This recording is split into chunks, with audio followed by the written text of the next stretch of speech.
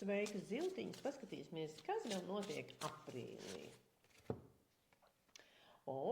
Aprīlis zivīm nāk ar tādu brīvlaišanu, ar tā kā durvju un logu atvēršanu. Protams, ka standartā kārtas pasaule aicina jūs pasaulē, aicina izbraukt, plānot ceļojumus, doties tālāk, doties pāri savām robežām, neievērot mērogus, pabeigt kaut kādu ciklu, noslēgt, likumsakarīgi noslēgt, jo šis cikls, to, ko jūs grasaties noslēgt, viņš ir noslēdzies, ja? Bet kopsumā viņš ļauj visu darīt plašāk, lielākiem vēzieniem, lielākiem mērogiem, lielākā amplitūdā, un izmantojot šo mēnesi, tā kā liekas, kā ar platām rokām jūs varat paņemt lielāku sauju jebko, kas var jūs, piemēram, aizvest pie informācijas, kas nāk no ārpasaules, no ārzemēm, ar milzīgu klientu pieplūdi, vai mācībām, vai ziņām, viss, kas nāk no ārpasaules, no ārzemēm, arī paplašina redzesloku, ļauj saprast jaunas lietas, ļauj iet jaunā ciklā. Darbs.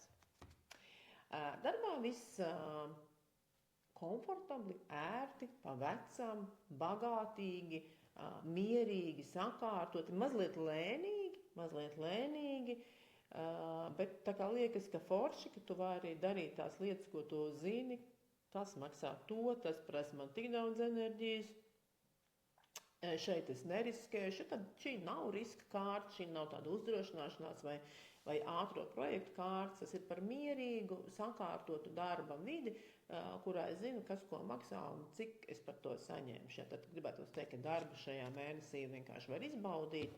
Jāturā tajā kārtī ir lēnīgums, sēdēšana, nekustīgums, varbūt mazlietiņās varam piemērot kādu kustīgumu elementu darba laikā, bet to jūs raugaties paši. Partnerattiecības.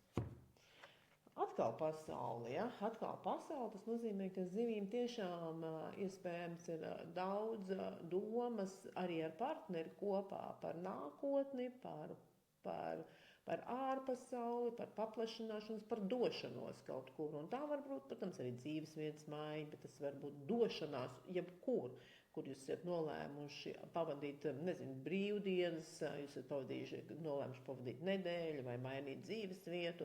Tāda kopīga lielo lietu plānošana, kas vienmēr atver ģimenē vai partnerattiecībās tādu perspektīvu, prieku, pasapņošanu un ieplānojiet kādu vismaz nedēļas brīvdienu, iziet ar partneri kaut kur.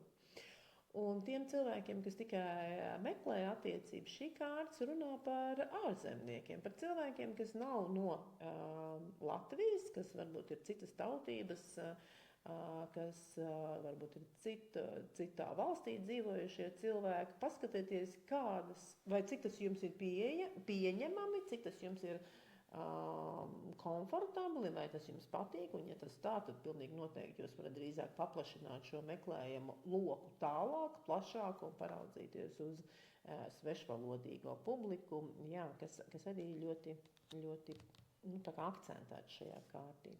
Un padoms. Padoms ir atcerēties par tādā ļoti, ļoti mierīgā mēnesī, atcerēties par prāta aktivitāti un kaut kādā veidā ieteikums ir izkustināt savu prātu, uzlikt izaicinājums savam prātam, uzlikt izaicinājums savai reakcijai vai savai reaģēšanas spējai. Piemērojiet katrs, kā jūs to varat iedomāties. Es varu iedomāties, ka kāds izvilks moci un pārbaudīs savas reaģēšanas spējas, bet kāds iespējams iesaistīsies kādā tajā gudrības spēlē, kā VIP, ne, kur ir tie asie jautājumi, kur var izvingrināt prātu. Piemērojiet katrs pats sev. Uz tikšanos.